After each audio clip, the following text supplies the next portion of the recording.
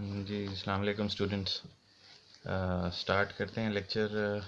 आपको बुक मैं बता दूं, ये वो बुक है जी जो आप लोगों ने लेनी है। लाइब्रेरियन ये ऑलरेडी अरेंज करा चुके हैं। तकरीबन 450-500 की ये बुक है। तो this is applied mathematics for business economics and the social sciences by Frank S Woodnick. तो ये बुक आप लाइब्रेरियन से अरेंज कर सकते हैं, उनसे बात कर लीजिए। शाकिर हैं जो लाइब्रेरी में होते हैं, वो आपको ये बुक अरेंज कर देंगे। इसका हम थोड़ा सा इंट्रो हम ऑलरेडी देख चुके हैं। इंट्रो एक दफ़ा दोबारा देख लेते हैं, जो हमने लास्ट लेक्चर में किया था। हमने कुछ प्रीलिमिनरीज देखे थे हमने, तो वो इसका चैप्टर नंबर 1 ही बनता है। अगर आपके पास नोट्स हों तो प्लीज़ रिकॉल कीजिए कि हमने फर्स्ट डिग्री इक्वेशन सॉल्व की थी इन वन वेरिएबल, फिर हमने सेकंड डिग्री इक्वेशन सॉल्व की थी इन वन वेरिएबल। सिर्फ आपकी याद दहानी के लिए, बेशक कोई ऐसा मसला नहीं है, वो हम दोबारा भी सॉल्व कर सकते हैं अगर आपको कुछ याद आ रहा हो। तो जो इक्वेशन थी, स्टार्ट हमने किया था y is equal to x से। तो ये यहाँ पे हमने वो ग्राफ बनाने की कोशिश की थी, जो कि ग्राफ हमारा डेवलप हो रहा था ऑफ अ स्ट्रेट लाइन। तो this is x and this is y। तो ये y is equal to x में हमने बात की थी, m की भी बात कर ली थी कि m क्या होता है, m इज़ द स्लोप, और c की बात कर ली थी which is the y intercept. तो y is equal to x, जो जो x की वैल्यू मैं डालता जाऊंगा y की वैल्यू उसी हिसाब से बनती जाएगी। For example if x is 1 तो y भी 1 बन जाएगा। तो यहाँ पे कहीं पॉइंट लग जाएगा विच इज़ 1 1। तो if x is equal to 2 तो y भी हमारे पास 2 बन जाएगा। तो कहीं 2 और 2 होगा तो ये हमारे पास ये लाइन बन जाएगी। दैट मीन्स हमारे पास जो लाइन ड्रॉ होती है वो हमारे पास कुछ ऐसे स्ट्रेट लाइन बन जाएगी। ऑफ कोर्स वो पीछे भी जा सकती है। मैं अगर x को -1 कर दूं, x को -2 कर दूं, तो उसने पीछे एक्सटेंड हो जाना है। एक्सिस को आप मज़ीद ड्रॉ कर सकते हैं, -1 -1 -2 के लिए। तो इसका मतलब है कि कहीं पॉइंट -1 -1 और -1 -2 पे पॉइंट लग जाएगा। तो this is the straight line. वो ड्रॉ सही नहीं हुई तो उससे ये ना मतलब लीजिए कि it is not a straight line, otherwise it is a straight line. तो this is what we actually started. Then what we did was the first degree equation in one variable. तो वो क्या होती है first degree equation in one variable? That is, if you guys can recall, तो x minus 2 is equal to 0. You solve it for x, so that means x minus 2 is, this becomes x is equal to 2.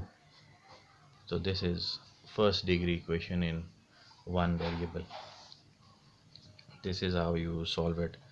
Then we have, थोड़ा सा इसे बड़ा कर लें equation को, तो वो मैं आपको अब let's go by the book, what the book states. तो द बुक सेज, हम फर्स्ट इसी की तरफ ही आ जाते हैं, solving first degree equation in one variable which is 1.1 on page 4। तो उसी तरफ ही चले जाते हैं। तो ये देखिए, ये जो उसने इक्वेशन लिखी है,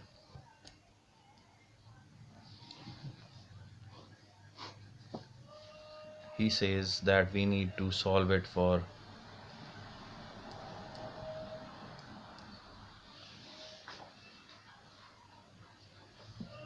3x minus 10 is equal to 22 minus 5x. Pardon me for these voices जो आपको बैकग्राउंड में सुनाई देती रहेंगी, तो क्योंकि मैं घर में बैठा हूँ तो ऐसी आवाज़ें जो है ना वो बाहर रोड से आती रहती हैं। तो 3x minus 10 is equal to 22 minus 5x। तो इसे सॉल्व कर लेते हैं। x को हम इधर ले आएंगे और कॉन्स्टेंट्स को हम एक साइड पे ले जाएंगे, कंसिडरिंग के this is the left hand side of the equation and considering this as the right hand side of the equation. So we will have 3x, मैं सारे x को उठा के इधर ले आऊँगा, 3x प्लस 5x, क्योंकि जो माइनस साइन है वो इक्वेशन के दूसरी तरफ आके साइन उसका चेंज हो जाता है। ये आज मछली हमें बेच के ही जाएगा। 22 और ये साइन उधर जाके प्लस हो जाएगा, plus 10। So this becomes 8x is equal to 32। तो x is equal to 32 by 8 is 4।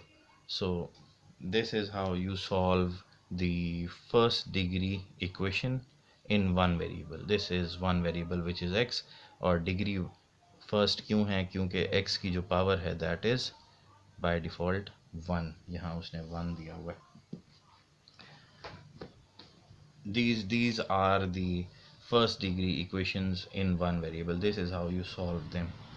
अच्छा, इसका जो मच सिंपलर वर्जन है वो हमने यहाँ पे देख लिया कि बहुत ही सादा सी चीज़ होती है ये। इसे मज़ीद आपने if you want to solve it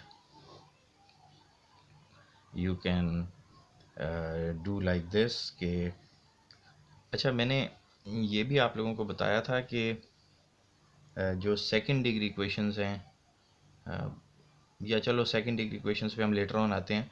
जो फर्स्ट डिग्री इक्वेशंस हैं समटाइम्स वो ट्रू नहीं भी होते ना। वो ट्रू इस वजह से नहीं होते कि x की वैल्यू कैलकुलेट आप नहीं कर सकते। अच्छा, x की वैल्यू आप कैसे कैलकुलेट नहीं कर सकते? For example there is an equation x plus 3 is equal to 5। You need to solve it for x, which is very simple.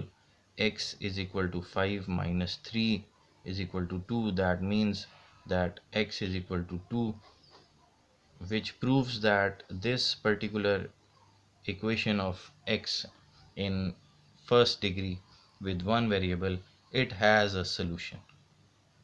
इसका solution exist करता है।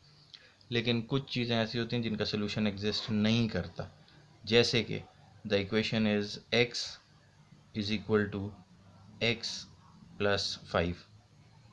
Now solve it for x को आप लेफ्ट हैंड की तरफ ले जाएंगे तो x minus x is equal to 5।